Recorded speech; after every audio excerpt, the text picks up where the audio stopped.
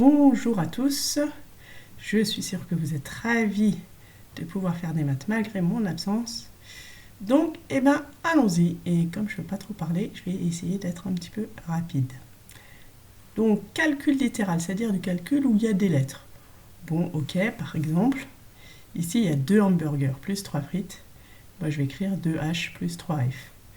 Là, c'est 4 parts de pizza plus 5 donuts. Et je vais écrire 4P plus 5D. Et donc ça, c'est le menu 2, menu 1 du restaurant J'ai faim, où en fait 4 menus différents. Paul et Émilie, ils achètent 2 menus 1. Donc ils achètent 2 fois 2 hamburgers plus 3 frites. 2 fois 2 hamburgers, au total, ça leur fera 4 hamburgers. Et 2 fois 3 frites, ça leur fera 6 frites. Et qu'on peut écrire aussi 2 fois 2 hamburgers plus 3 frites, ça fait 4 hamburgers plus 6 frites. Ici, c'est très joli, mais ici, avec des lettres, c'est un peu plus compliqué à comprendre, mais c'est plus rapide à écrire. Etc., etc. Et puis là, Jean, Marc, Claudia achètent 4 menus 4. Donc on ne se demande pas si c'est une bonne idée, si c'est trop, si c'est pas assez, si j'aime ou si j'aime pas. On applique juste le 4 menus 4. Donc 4 fois 3 frites, ok. Et puis 4 fois 3 frites plus 4 sandwichs. Donc plus 4 sandwichs. Bon, alors évidemment, moi c'est un petit peu plus facile pour les dessins avec l'ordinateur. Bon, vous n'êtes pas obligé de faire des super dessins. 4 fois 3 frites, ça va donc me faire 12 frites.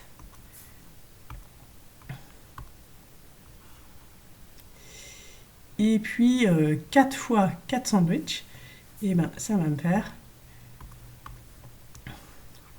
4 fois 4, 4 fois 4 sandwichs, 16 sandwichs.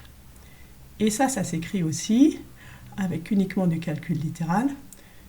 4 fois 3 frites plus 4 sandwichs égale au total 12 frites plus 16 sandwichs. Et ça, c'est ce qui s'appelle déjà le développement simple ou distributivité. 4 fois 3 frites, 12 frites. 4 fois 4 sandwichs, 16 sandwichs. Là, il y a des parenthèses et ici, il n'y a plus de parenthèses. Ce qu'on vous dit ici, donc 3 fois. Alors là, il n'y a plus les dessins, mais vous pouvez en prendre. Par exemple, dire 3 fois 2 € plus un ananas. Et ça va faire 3 fois 2 € plus 3 fois un ananas. Et donc 6 plus 6 € plus 3 ananas. Ici, alors évidemment, là, ça devient un peu plus compliqué à comprendre. A fois A, un ananas fois un ananas. Donc là, ça marche plus trop pour comprendre ce que ça veut dire. Si ça ne vous dérange pas, vous continuez. Sinon, on le reverra après avec des lettres. En tout cas, A fois A, on l'a déjà vu, ça s'écrit aussi A carré.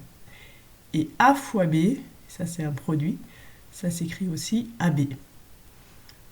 Bon voilà, vous essayez de prendre le temps de bien comprendre comment ça marche. Ici, 8 fois 9, ça fait 72. Plus 8 fois 5A, 8 fois 5 ananas. Ça fait 40 ananas. Et ici, quand on l'aura avec le moins, 7 ananas fois 2, 2 fois 7 ananas, ça fait 14 ananas, moins 7A fois A.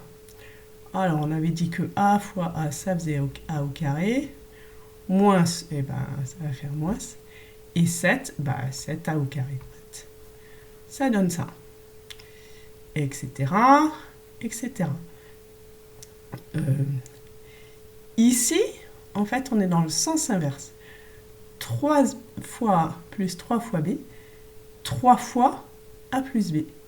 Le facteur commun, ce qui est commun aux deux, c'est 3.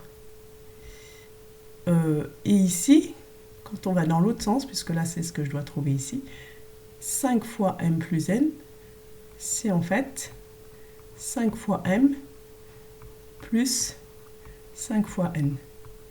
En fait, ce qu'on veut vous faire voir là, c'est qu'il faut savoir aller dans le sens de la distributivité, du développement, là, comme ça, ou bien dans le sens de la factorisation. Et le facteur commun, c'est le nombre qui est commun ici devant la parenthèse. Voilà. On vous rappelle, donc ici ce que je viens de vous redire, ne l'oubliez pas, A fois A, ça s'écrit A au carré. On aurait pu choisir autre chose, hein, mais on a choisi ça. Du coup, pensez bien que quand vous aurez A fois A, il faudra dire que ça fasse A au carré. Là, tout un petit tas de calculs, allez-y lentement et au crayon de papier. Ensuite, une fois que les deux, l'un à côté de l'autre, ont terminé, vous vérifiez par deux pour vérifier vos résultats. Voilà, bon courage!